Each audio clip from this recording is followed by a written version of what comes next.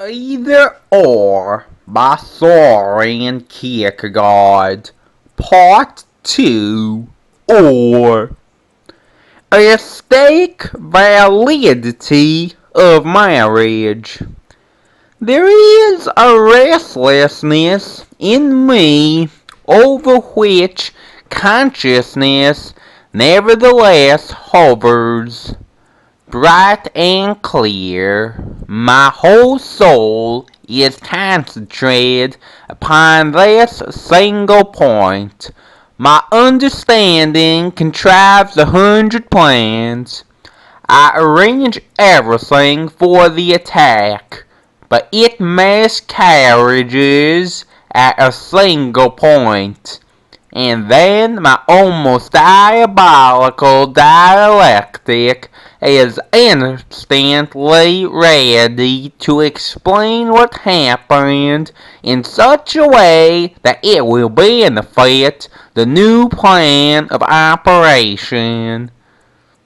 How often do we have an urge to go beyond the historical consciousness, a longing, a homesickness for the primeval forest that lies behind us?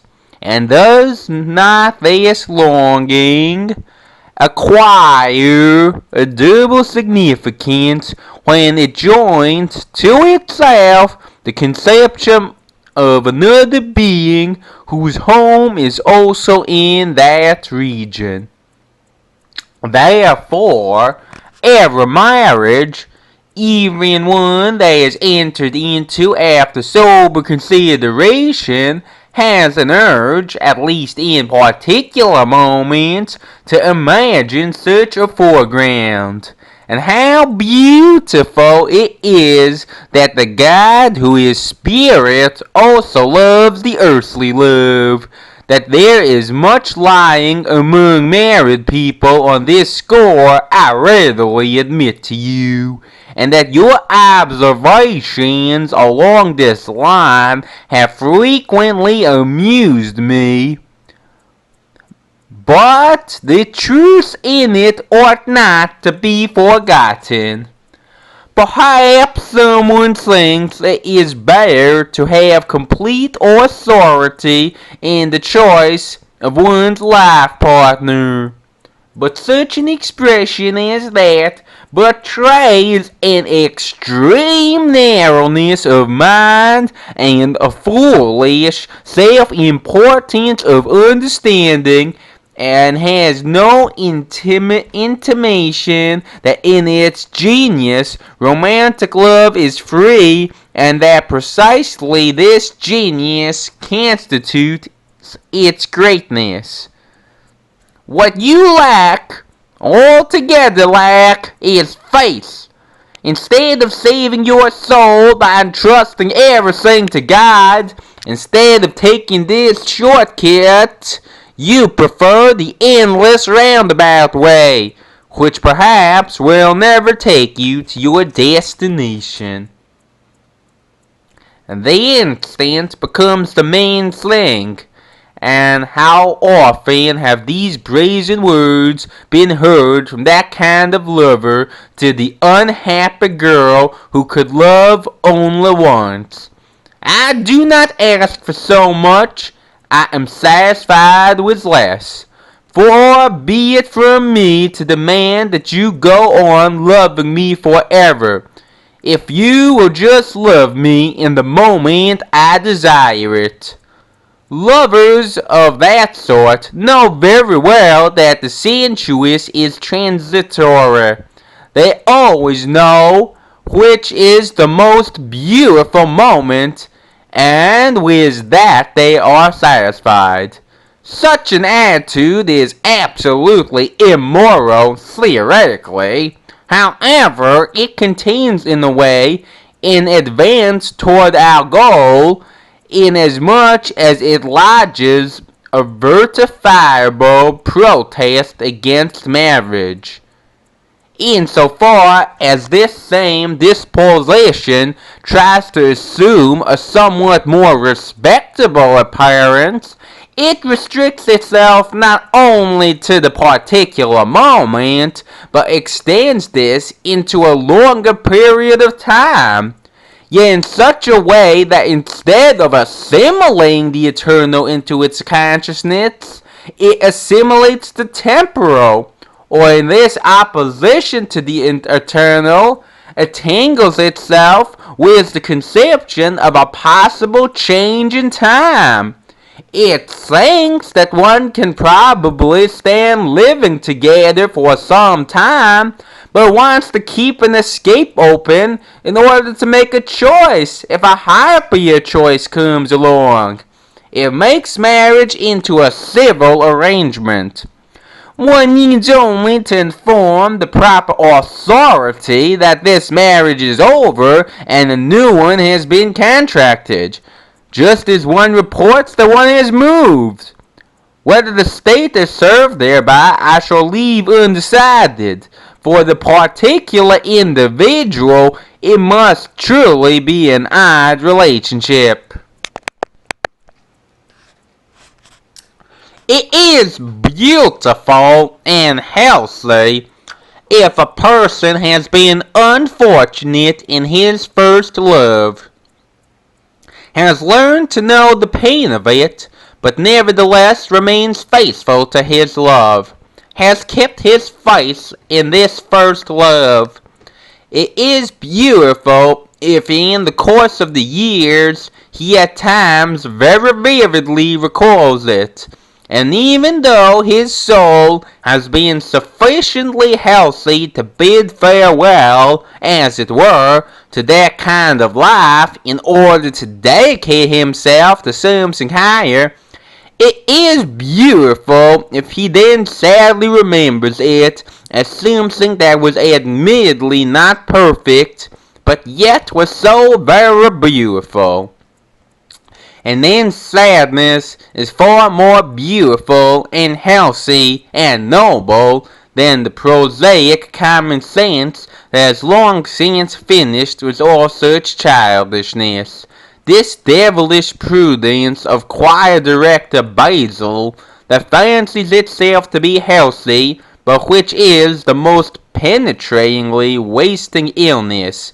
For what does it profit a man if he gained the whole world but lost his soul? For me, the phrase, the first love, has no sadness at all, or at least only a little admixture of sweet sadness. For me, it is a password, and although I have been a married man for several years, I have the honor fight to under the victorious banner of the first love. A religiously developed person makes a practice of referring everything to God, of permeating and saturating every finite relation with the sort of God, and thereby consecrating and ennobling it.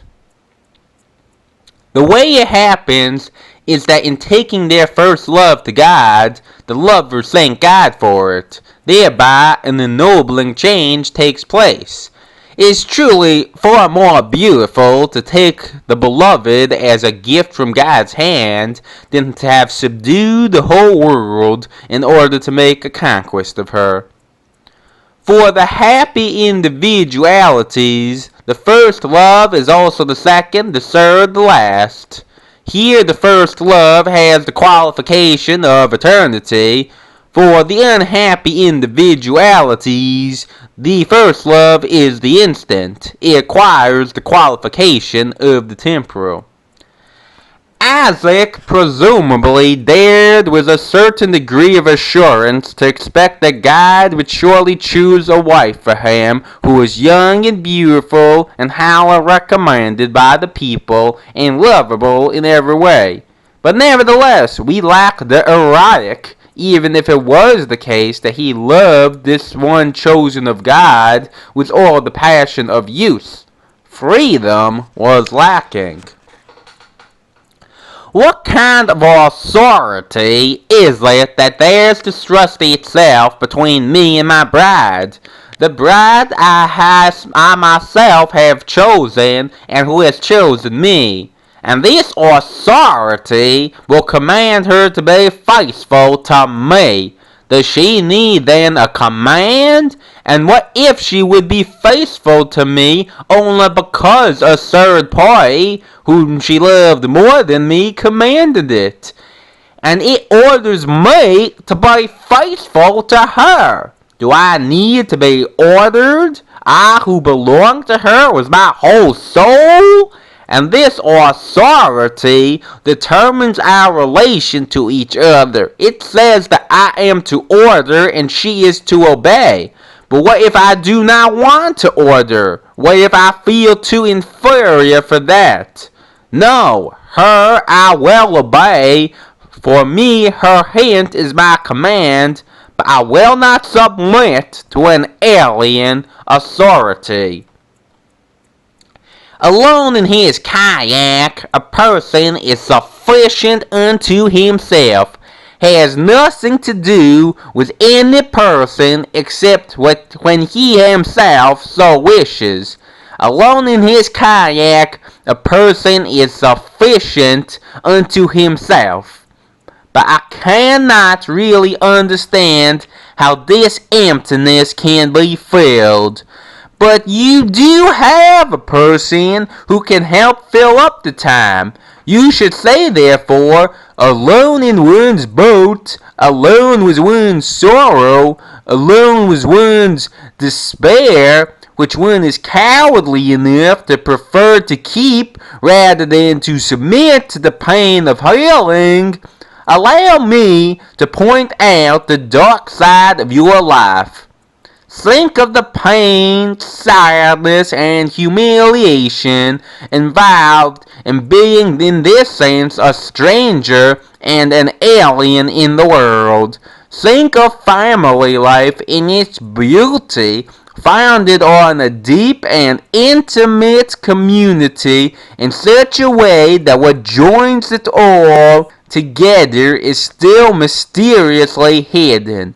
The one relationship ingeniously entwined with the other, so that one has only an intimation of the coherence. Think of this family, concealed internal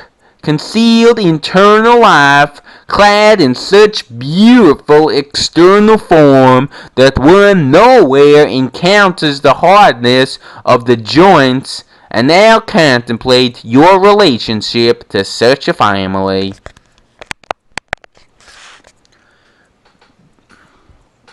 It has really made me uneasy to hear the jubilation with which younger men, just like the terrorists in the French Revolution, shout, "The omnibus dubitandum."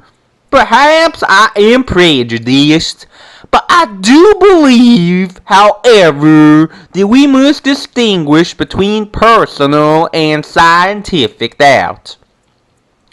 Personal doubt is always a special matter, and such an enthusiasm for destruction, which we hear so much about, has at best the result that a goodly number of men venture out but do not have the power to doubt, and they succumb or become irresolute, which is likewise certain destruction. But if an individual's wrestling in doubt develops the power that in turn overcomes the doubt, such a sight is elevating, since it shows the quality of the person. But it is not really beautiful, because to be that requires that it have immediacy within itself. Such development, produced in the highest degrees through doubt, aims at what in an extreme expression is called making one into a completely different person. Beauty, however, consists in this, that immediacy is acquired in and with the doubt. I must emphasize this in opposition to the abstraction in which doubt has been affirmed, the idolatry with which people have engaged in it, the rashness with which people have plunged into it, the blind trust with which people have hoped for a glorious return from it. In my insisting that adversity is a part of marriage, I by no means permit you to identify marriage with a retinue of adversities. It is already implicit in the resignation contained in the resolution that there will be accompanying adversities, except that these have not as yet assumed a definite shape and are not alarming, since on the contrary, they are already seen as overcome in the resolution. Furthermore, adversity is not seen externally but internally in its reflection in the individual, but this belongs to the shared history of martial love.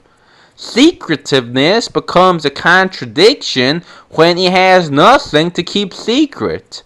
A childishness when it is only amorous bric-a-brac that constitutes its deposit. Not until the individual's love has truly opened his heart, made him eloquent in a much profounder sense than that in which one usually says that makes one eloquent, for even the seducer may have that kind of eloquence, not until the individual has deposited everything in the shared consciousness, not until then does secretiveness gain its strength, life, and meaning.